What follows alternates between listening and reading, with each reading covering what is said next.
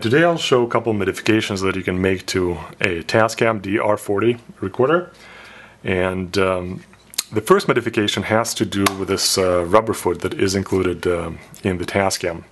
And Tascam does come with this rubber foot that you can plug into this 1/4-inch socket, threaded socket on the back, and that will allow you to place the recorder slightly elevated on the table. However, I thought that this specific foot was a little too low for my needs, so I needed to make something higher.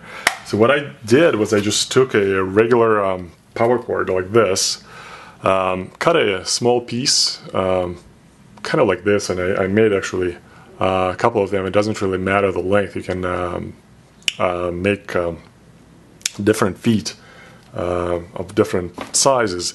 So I took this this plastic piece of the cord, took a regular box cutter knife. I cut off the edge so that it fits in this threaded socket, and then you can twist it so it's actually locks in place pretty well. And then the recorder will can be placed on the table a little bit at a higher angle, which works pretty well, and you can make as many feet like this as you want, so it doesn't really matter if you lose them. Another modification that I made to this is I added these rubber feet here, so I can place it vertically and it sits. Without these feet, the recorder will just topple over. And you can find these feet pretty much anywhere. These are the same feet that probably your kitchen cabinets use for the doors, or any drawers typically have them as well. So however, the recorder will rest on these feet and on these metal locking connectors for the XLR plug. So I didn't want the recorder to rest on the metal pieces, so I wanted to add some kind of cushioning. So I added the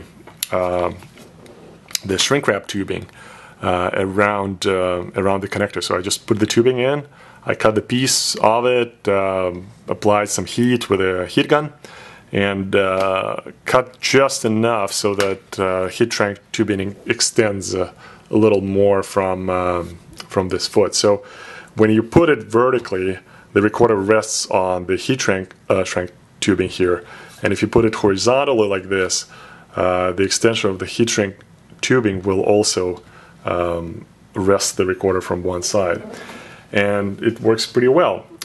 If you don't have these, or if you don't make these feet, you can always use a wind muff. I showed how to make one in my previous video, and then just lay the recorder like this. It will leave it elevated, and you can easily record whatever you're recording at a slightly higher angle than you normally would have achieved. This specific piece, I forgot to mention, was a little soft from the cable, so I actually removed the inner cabling from here. So to make it stiffer, I just inserted in this end a couple of toothpicks, and I applied some glue so that they stay in place. So now if you see how it works, if I wiggle it a little bit, you can see that this part connected to the recorder is very stiff, and this end is pretty flexible. So I think it provides enough cushioning in case there is some kind of noise on the table, so it doesn't get recorded on the recorder. Hope you enjoyed it, and good luck with your recording.